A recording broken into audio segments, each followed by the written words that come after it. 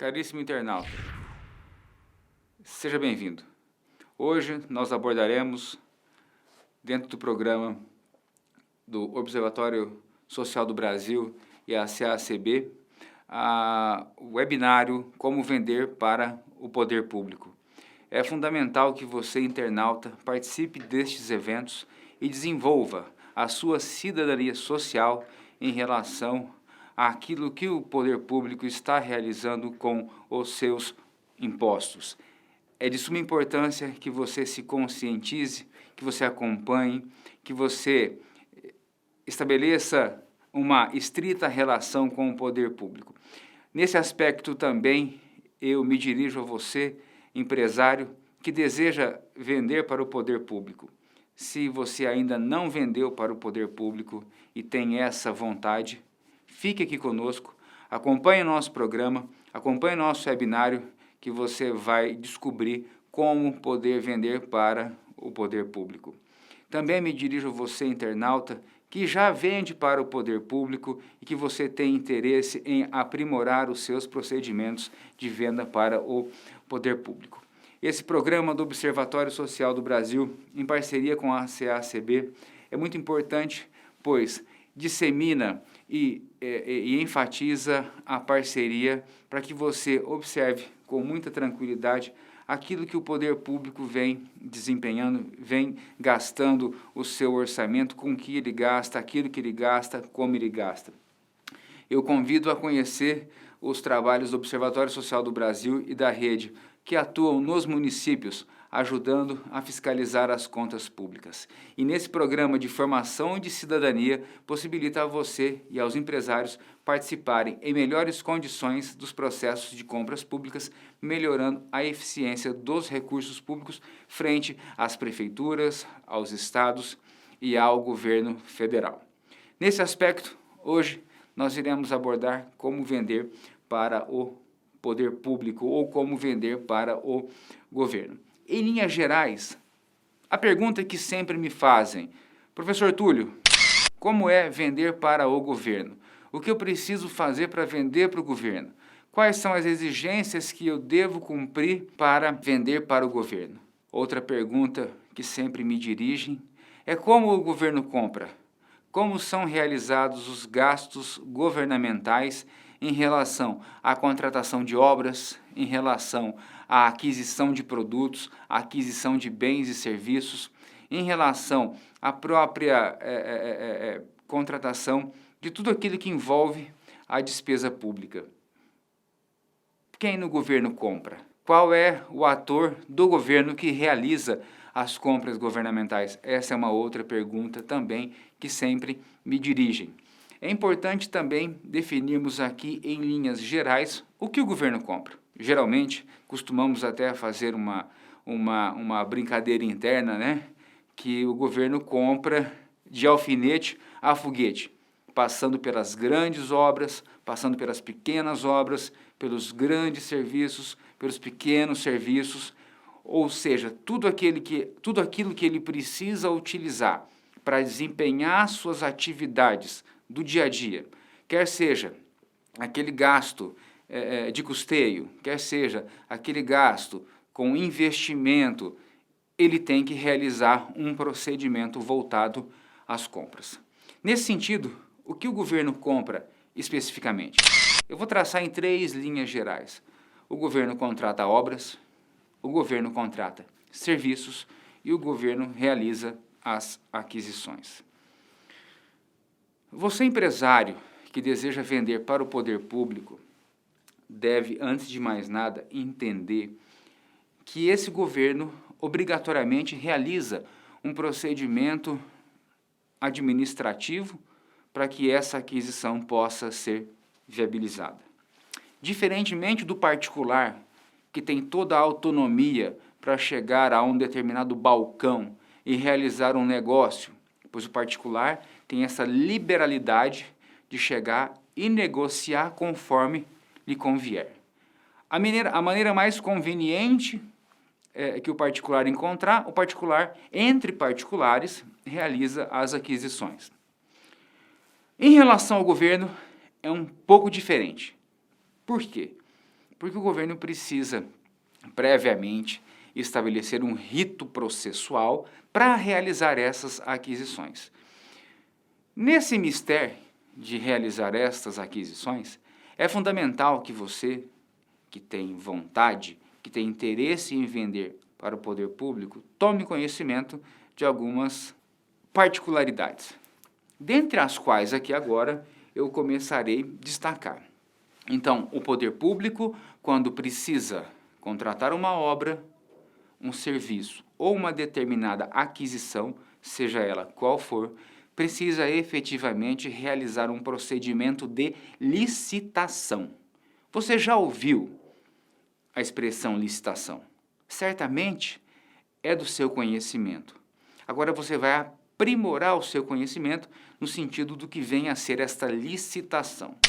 Licitação nada mais é do que um procedimento administrativo pelo qual o poder público escolhe um determinado fornecedor para lhe ofertar e lhe entregar aquele determinado bem.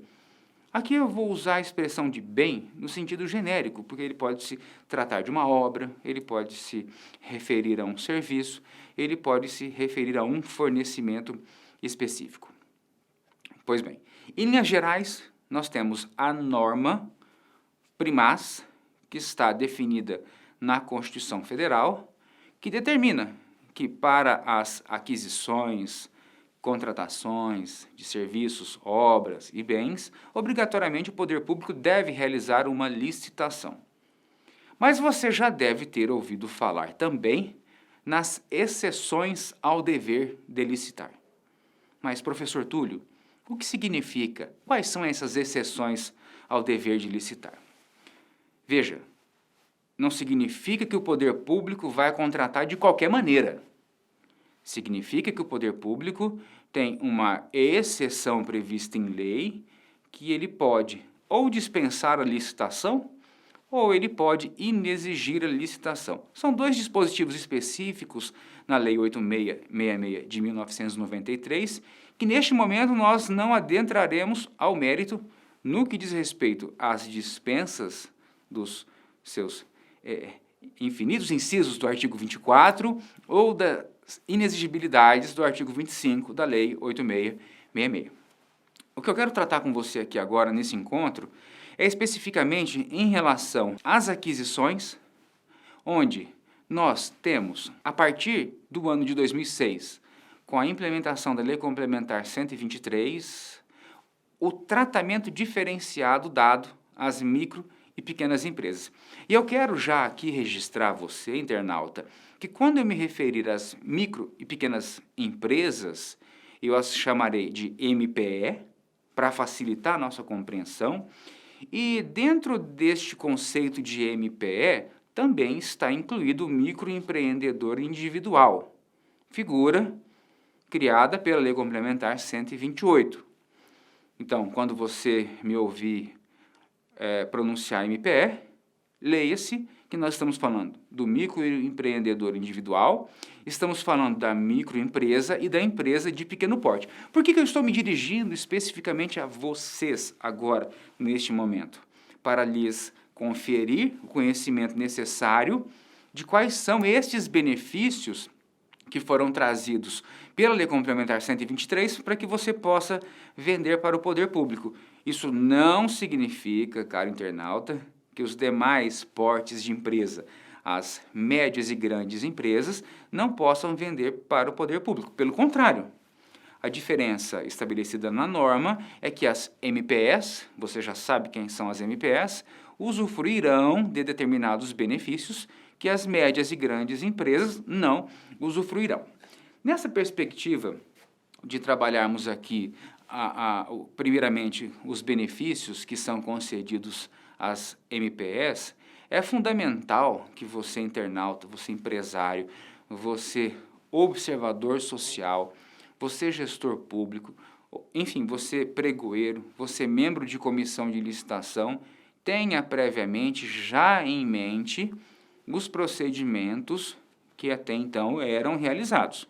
Se eu falo de licitação enquanto procedimento administrativo voltado à aquisição de um determinado bem, à execução de uma determinada obra ou contratação de um determinado serviço, eu me refiro à Lei 8.666 de 1993, mas também eu me reporto à Lei 10.520 de 2002, que insere nesse mundo das compras governamentais a lei de criação da modalidade de pregão. É fundamental que nesse nosso bate-papo nós tenhamos uma visão holística de como funciona todo esse nosso arcabouço de como vender para o poder público. Ainda não estou adentrando ao mérito dos benefícios que as MPS poderão usufruir nesse contexto. É importante que você, ao ter vontade, interesse em vender para o poder público, comece a estabelecer uma rotina interna na sua organização para a definição do que você pode vender para o poder público. Por quê? Porque inicialmente eu disse, o que o poder público, o que o governo compra? Bom, o governo compra de alfinete a foguete, genericamente falando e popularmente me dirigindo a você. Mas vamos pegar um objeto específico. Bom, o governo realiza aquisições de materiais de expediente. Aquele material que ele precisa, que ele necessita para o seu dia a dia, para o desempenho das suas atividades diuturnas, para o desempenho das suas atividades rotineiras. Nessa perspectiva, eu, fornecedor de material de expediente, me vejo vendendo para o poder público. Logo, eu sei que eu me enquadro naquela condição, pois, pelo menos, o meu objeto é referente àquilo que o poder público precisa comprar. Então, eu já começo a identificar. Então, vender para o poder público significa o seguinte, o que ele está comprando? Eu posso vender? Ok, então agora eu vou em busca de como providenciar essa venda especificamente. Para tanto, eu, empresário, preciso entender como é que funciona esse procedimento de licitação pública. Esse procedimento de licitação pública nada mais é, já disse e registro novamente, o procedimento administrativo pelo qual você irá percorrer para poder vender para o poder público. Professor Túlio, quanto tempo leva para que uma licitação seja concluída? Isso depende muito do que, principalmente, internauta?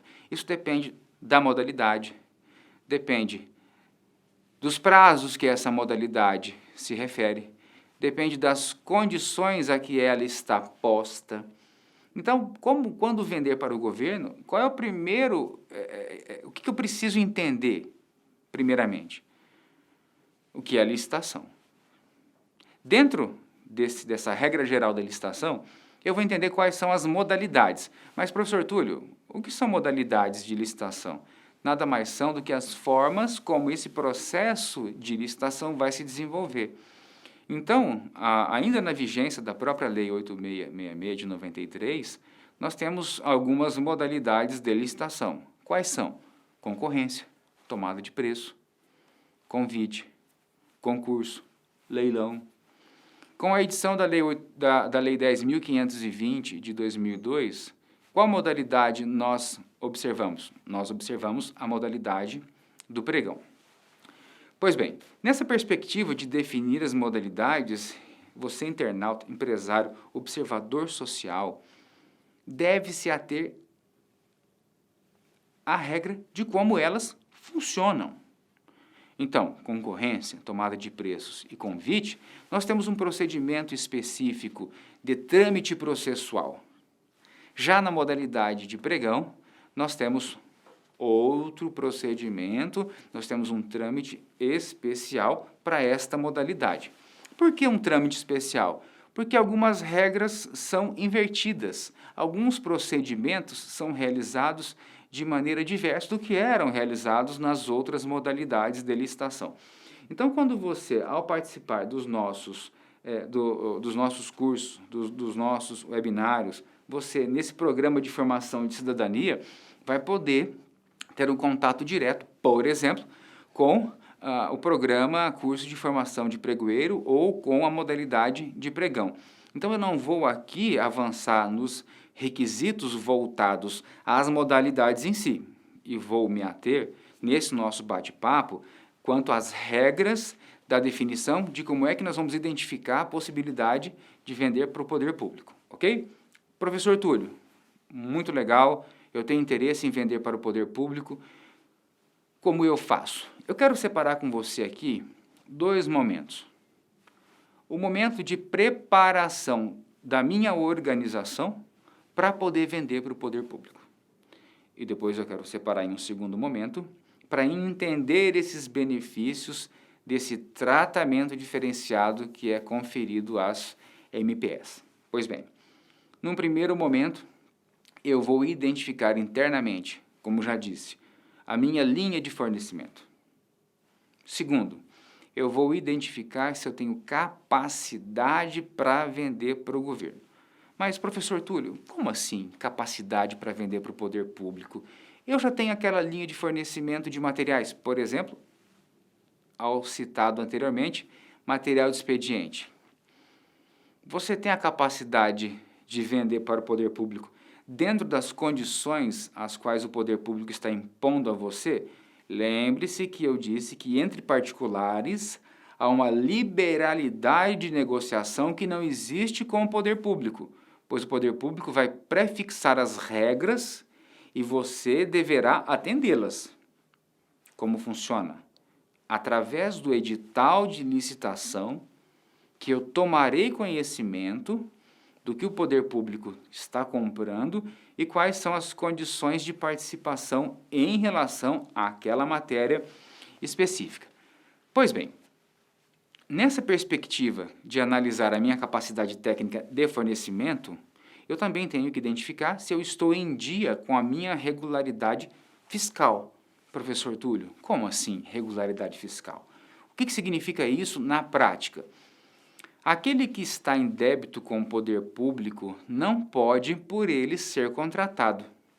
E na prática, isso significa que se você estiver com algum problema fiscal, problema esse, pendente efetivamente, você não poderá obter as certidões negativas fiscais. Essas certidões negativas fiscais são fundamentais para que você demonstre a sua regularidade fiscal para poder vender para o poder público. Ah, professor, então a primeira medida que eu devo adotar é verificar se a minha vida fiscal está em dia, se eu consigo obter ou se eu já obtive a certidão negativa conjunta da Receita Federal, dívida ativa da União e INSS estão regulares. Ótimo, esse é o primeiro passo. O segundo, a depender do âmbito governamental que você está a vender ou você está disposto a vender, será exigida a você outras certidões fiscais, como do Estado, como do município ou do Distrito Federal. E em alguns locais, internauta, são exigidos todo esse conjunto, tá? No âmbito federal, estadual e municipal. Outra regra em relação à regularidade fiscal, após uma modificação da Lei 8666 de 93, foi a inserção da regularidade trabalhista, ou seja, você deve demonstrar que não tem nenhum débito trabalhista pendente no que diz respeito à esfera de execução trabalhista.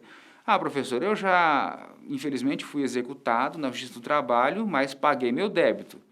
Vou receber a minha CNDT? Sim, perfeitamente, você vai poder obter a sua CNDT. A CNDT diz respeito a débitos trabalhistas da Justiça do Trabalho não quitados, executados, pendentes e não quitados.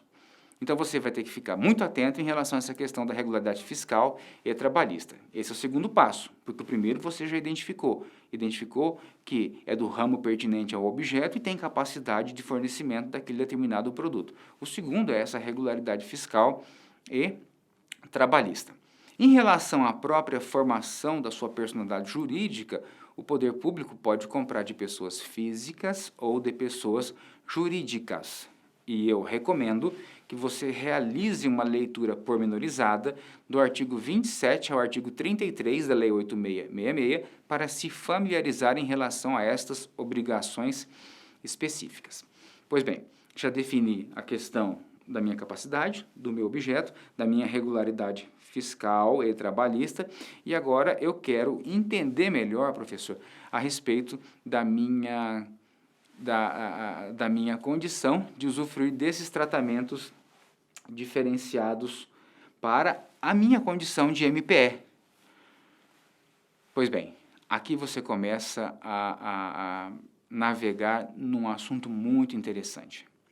Para a promoção do desenvolvimento local, do desenvolvimento regional, o poder público inclui na Lei Complementar 123 essa premissa de que você, MPE, tem, em relação às médias e grandes empresas, uma determinada preferência. Mas como é que isso funciona na prática, professor? Bom, se você é uma MPE e deseja vender para o poder público, é importante que você defina rapidamente comigo o seguinte. Montei meu checklist, o senhor já explicou que essa parte da capacidade, essa parte do objeto e da regularidade estão ok. Agora eu quero saber como vender, observando esse edital com esse tratamento diferenciado. É fundamental, então, que a partir de agora nós comecemos a entender que, a depender da modalidade, nós temos alguns benefícios em razão da sua característica. Eu vou me ater, neste momento, à modalidade de pregão. Então, no webinário do curso de pregão, no curso de formação de pregoeiro, você vai entender como funciona esse rito de julgamento da modalidade de pregão. Aqui comigo, você vai tomar conhecimento de quais são os benefícios que você vai receber. Pois bem, na criação desse tratamento diferenciado, se estabeleceu uma regra, uma premissa específica, que disse o seguinte: qual é um benefício obrigatório que o poder público concederá às MPS no que diz respeito às propostas comerciais? Professor Túlio, como assim? Me explica melhor essa questão das propostas comerciais. Ao vender para o poder público, você passará por um procedimento de licitação, onde encaminhará uma proposta escrita, quer seja ela presencialmente em um pregão presencial ou eletronicamente em um pregão eletrônico. Parece óbvio, mas a gente tem que enfatizar isso. Quando você passar pelos lances, e aí eu vou me dirigir ao pregão eletrônico, passar pelos lances lá do pregão eletrônico, daquela fase de disputa, onde as pessoas não sabem quem estão disputando em razão da vedação da identificação na fase de lance de quem é quem, até para homenagear o princípio da impessoalidade. E nessa oportunidade, quando houver o encerramento dessa fase de lances, nós teremos a primeira situação onde poderá ser identificado um tratamento diferenciado a ser conferido às MPS. Como assim, professor? Na prática. Vamos imaginar um caso hipotético. Ao encerrar a fase de lances eletronicamente pelo sistema, existem duas pessoas jurídicas, duas empresas, lado a lado no sentido de que eu tenho o primeiro colocado, o segundo colocado, o terceiro colocado e assim sucessivamente, do menor para o maior. E esse primeiro tratamento diferenciado que é concedido à MPE significa o seguinte, que se uma primeira colocada não for MPE e uma segunda colocada for MPE, e essa segunda colocada estiver em razão da primeira colocada em um intervalo de 5% de valor em relação à proposta, veja, hipoteticamente falando, a primeira colocada tem um valor X, a segunda colocada tem um valor X mais 5%, a segunda colocada é uma MPE. Nesse primeiro momento, a própria lei já lhe confere, MPE, a ofertar um lance único e exclusivo dentro de 5 minutos a oportunidade para que você possa cobrir o preço da primeira colocada. Mas isso só se você quiser.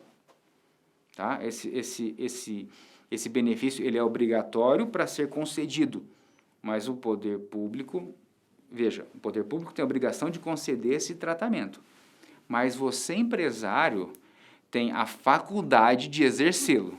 Você fez as contas e o seu preço máximo é aquele lá. Se você não quiser cobrir o preço do primeiro colocado, você não é obrigado, mas você tem esse direito. Professor, que maravilha. Essa é uma oportunidade que nós temos de vencer a licitação. Então, sim, essa é uma oportunidade que você terá para ficar em primeiro lugar. Por quê? Porque a licitação ainda não se encerrou. Nós teremos uma outra fase, que é a fase de habilitação nessa licitação. Mas, falando um pouco mais desse tratamento, no que diz respeito ao chamado empate ficto, que é concedido a estas MPEs, veja, para que isso aconteça, a primeira colocada não pode ser a MPE. Se a primeira colocada for MPE, isso não vai acontecer. Por quê? Porque as duas naturezas jurídicas são iguais. Natureza jurídica no sentido de receber esse benefício. Isso vai ocorrer somente e quando a primeira colocada não for uma MPE. Ok? Observe também, antes de lançar a sua proposta comercial, e declare que você usufrui desse benefício. Porque se você não declarar que usufrui desse benefício, você não será convocado pelo sistema. Bom, isso você vai aprender no curso de formação, do curso de formação no pregão, como vender para o poder público, especificamente lá no curso de pregão. Nessa perspectiva, então, desse benefício, eu, segundo colocado, me recusei a ofertar esse lance único e exclusivo para cobrir a primeira colocada. Observe, o sistema, e aí eu me refiro a um sistema específico, tá? Ele vai convocar, e quando eu digo que me refiro a um sistema específico, dadas as suas particularidades, havendo essa convocação e você declinando de ofertar esse lance, porque para você no sistema vai chegar fornecedor tal convocado a ofertar o lance, o senhor tem 5 minutos para isso. Oferte ou desista. Bom, se passar os 5 minutos, se você não enviar o lance, o sistema automaticamente vai encerrar essa oportunidade. Mas você pode desistir de ofertar esse lance. Você, por enquanto, permanecerá em segundo colocado. Você não foi excluído do certame. Até porque nós não estamos falando ainda em condições de aceitação da proposta. Estamos falando apenas do empate ficto, que no pregão esse intervalo é de 5%. Então, se atente a isso. Mas, professor, eu corro o risco do terceiro colocado também estar no intervalo de 5% em relação à primeira colocada e esse terceiro colocado ser convocado para ofertar esse lance? Sim, corre esse risco. Então, fique atento à sua central de custos, observe se é possível realizar esse envio de lance exclusivo e único no prazo de 5 minutos, porque se você não o fizer, o sistema vai encerrar depois de 5 minutos e vai abrir a oportunidade para que, caso haja mais de uma empresa nessa mesma condição, mais de uma MPE, registra-se nessa mesma condição, ele vai jogar para a terceira colocada. E assim sucessivamente até que encontre uma MPE em condições de cobrir o primeiro colocado. Pode acontecer de nenhuma delas querer ter vontade, interesse de cobrir o primeiro colocado? Pode. Agora, você tem essa oportunidade de cobrir a melhor proposta. Você vai vender por um preço maior? Não. Aqui nesse caso, você ter a chance única e exclusiva de realizar de cobrir esse lance. Pois bem, quando nós estamos a tratar de outras modalidades de licitação, isso também acontecerá na fase de aceitação de proposta, só que esse intervalo de 5 não é mais 5. Esse intervalo passa a ser de 10%. 20% em relação à melhor proposta. Então, você já identificou que você já tem esse benefício, já possui esse tratamento diferenciado em poder cobrir o lance da primeira colocada. Esse é o primeiro benefício, é o benefício obrigatório. Mas você também tem um segundo benefício obrigatório que deve ser concedido pelo poder público nos editais de licitação. Diz respeito à sua condição de habilitação. Professor, você disse ali atrás que eu tinha que ter a minha regularidade fiscal e trabalhista em dia. Ok. Para ser habilitado no certame.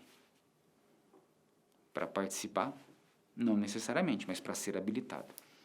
No entanto, em relação à regularidade fiscal, você tem um benefício. Caso você venha participar e esteja com algum problema nessa regularidade, o poder público deve lhe conceder o prazo de 5 dias úteis, contados da sua habilitação, para que você regularize esta situação. Caso você não consiga regularizá-lo em 5 dias úteis, o poder público pode renovar esse prazo por igual período. É importante que você passe a participar com a regularidade em dia. Mas se porventura você tenha algum problema em relação a essa regularidade, você pode participar, mas para ser habilitado você tem que se regularizar. E o poder público vai conferir esses 5 dias úteis prorrogáveis por mais 5 dias úteis. Então, esse é um benefício obrigatório a ser concedido a você, MPE. Pois bem, tratando destes obrigatórios que deve estar ali previsto no edital, mas ainda que não previsto no edital, deve ser concedido, nós passamos para os benefícios facultativos. Que, na verdade, é uma discussão se esses benefícios são facultativos ou eles se tornaram obrigatórios a partir da modificação da Lei Complementar 123. E estes benefícios, aos quais agora vou me referir, eles vêm retratar também a sua condição de MPE. Tá? Então, eu quero que você anote aí que o primeiro benefício, e aí aquela discussão do facultativo ou mais não, mas vamos trabalhar em um outro grupo. São as aquisições exclusivamente feitas de MPS, ou feitas só com a participação de MPS. Como assim, professor?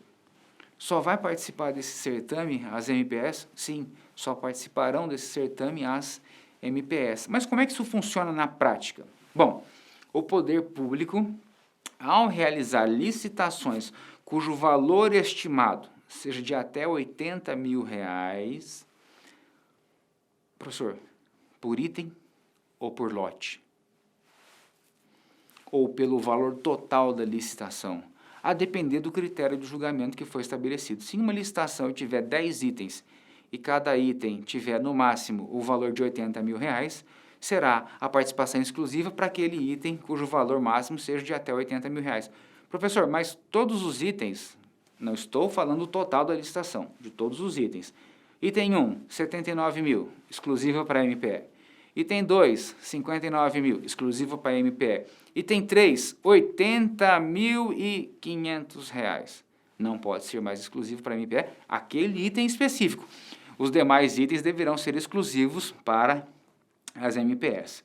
Então, essa licitação exclusiva de até R$80 mil só vai participar as MPS. Internauta, observador social, empresário, existem algumas situações onde o poder público não aplicará essa licitação exclusiva. Mas depois eu peço a especial atenção de vocês que se atentem para as regras dos artigos 47 ao 49 da Lei Complementar 123/2006, que ali vem especificando quais são os casos em que o poder público não aplicará estas regras para as MPS. É importante que nós façamos uma breve reflexão, porque se nós... Eu não quero aqui adentrar um mérito específico de quando é ou quando não é que ele vai aplicar essa regra das licitações exclusivas, mas eu quero me ater à obrigatoriedade do poder público em fazê-lo. Tá? Então, observador social, fique muito atento em relação a essas premissas de que, se a licitação é de até 80 mil, ele deve, não é que ele pode, ele deve fazer com que a licitação ocorra com a participação só de MPS. Mas, Túlio, essa regra, como é que eu vou descobrir por que ele não fez? Bom, você tem direito, é um direito inafastável, porque o processo licitatório é público, de pedir vistas e cópia da justificativa, ou vista capa a capa do processo, da justificativa do porquê que ele não está realizando esta licitação exclusiva para as MPS. E a partir dali, adotar medidas administrativas de controle externo ou de controle externo no sentido de acionar os tribunais de contas, respectivamente, ou o próprio judiciário, para fazer prevalecer o direito do tratamento diferenciado das MPS. Porque aqui agora não é mais uma discricionariedade do poder público, que havia até então poderia ser feita uma licitação exclusiva para as MPS.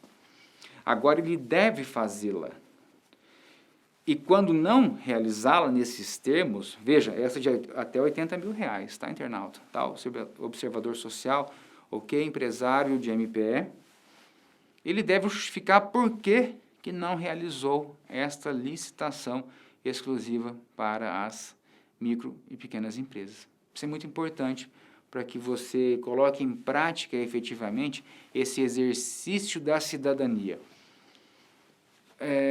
Túlio, tem um problema, como é que eu vou acessar essas informações? Bom, pela lei de acesso à informação, pela própria previsão estabelecida na norma do pregão, qualquer pessoa pode solicitar esclarecimentos ou impugnar o edital. Observe os prazos, mas é inafastável o seu direito de petição junto ao poder público. O seu direito de petição é um direito constitucional, onde, se você tiver alguma dúvida ou solicitar alguma informação, peticione ao poder público e ele tem a obrigação de lhe responder no prazo previsto em lei. Se esse prazo não estiver previsto em lei, a pegar por um exemplo no âmbito federal, está lá, não tem nenhum prazo de resposta, ele tem que aplicar as regras do artigo 24 da Lei 9784 de 99. Ou seja, esse prazo deve ser realizado em no máximo 5 dias úteis, esse ato de respondê-lo. Mas o legislador, e aí o próprio executivo de cada âmbito governamental, por exemplo, no caso do pregão, regulamentou o procedimento, estabelecendo que, especificamente em relação aos pedidos de esclarecimento, que você, observador social, empresário ou qualquer cidadão, qualquer pessoa que interesse em obter aquela informação, vai olhar o edital, identificar o e-mail que está no edital e solicitar por e-mail esta informação. Túlio, mas eu não estou me contentando com aquele tipo de exigência do edital. Então, você vai impugnar o edital. Túlio, eu tenho dúvida em relação àquilo que está sendo exigido no edital. Faça a pergunta direta para o pregoeiro. Ele tem até 24 horas para lhe responder. Veja como isso está estreitando o relacionamento do poder público com o cidadão. Estreitando o relacionamento no sentido de que é perfeitamente possível, necessário e útil que você exerça a sua cidadania e busque por aquelas informações. Então, nestas licitações de até 80 mil reais, será conferida para a participação exclusiva das MPS. Falamos, então, desse tratamento diferenciado para as licitações exclusivas de até 80 mil reais, que serão conferidas às MPS. Um outro tratamento também que está previsto na Lei Complementar 123, tratamento esse diferenciado das MPS, diz respeito às cotas que são reservadas para elas. Como assim, professor? Cota reservada para ela? Se um determinado item eu tenho 100 unidades para aquela aquisição, obrigatoriamente 25% daquelas unidades devem ser adquiridas de MPS. Olha que interessante esse outro tratamento diferenciado. E ele segue a mesma premissa do de 80. Só participa na cota reservada quem é MPE. Na cota geral participam todos, inclusive a MPE, se assim desejar.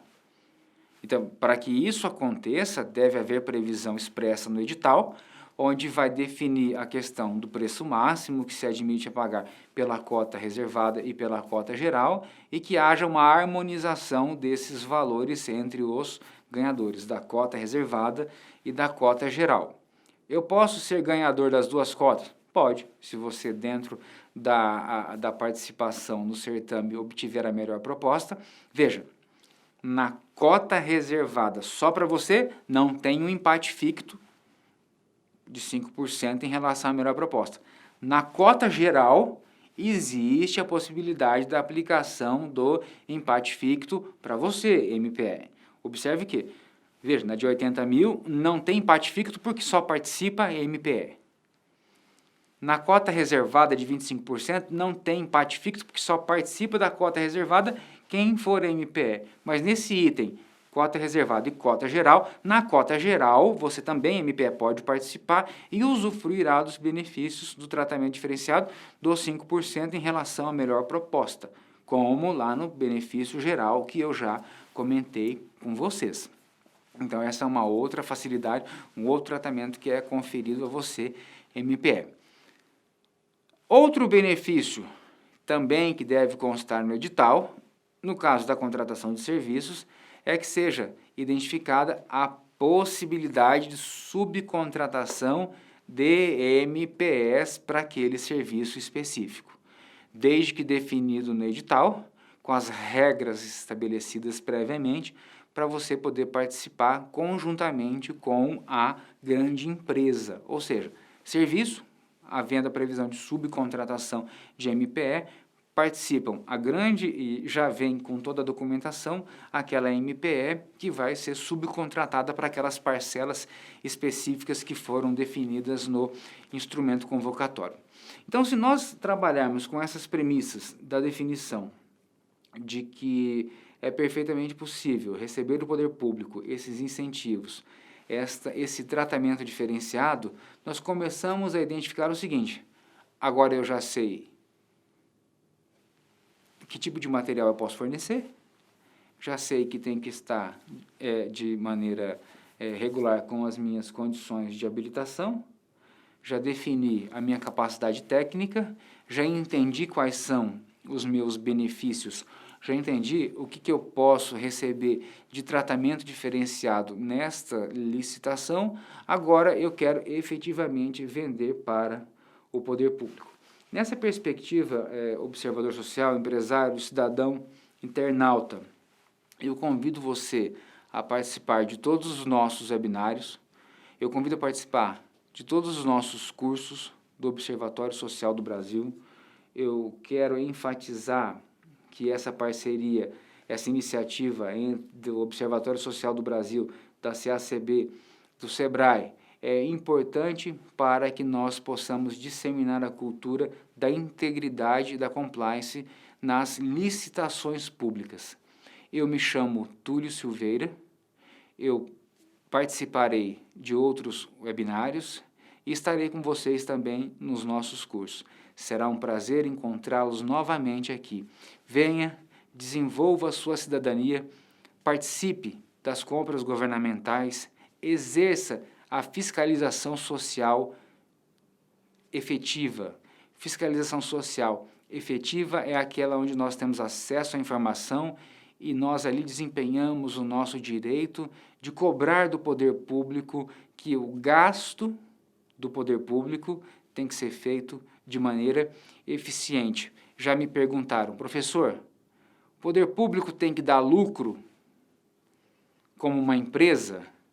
O poder público tem que prestar um serviço eficiente, que atenda a tudo e a todos, conforme determina as regras das boas políticas públicas.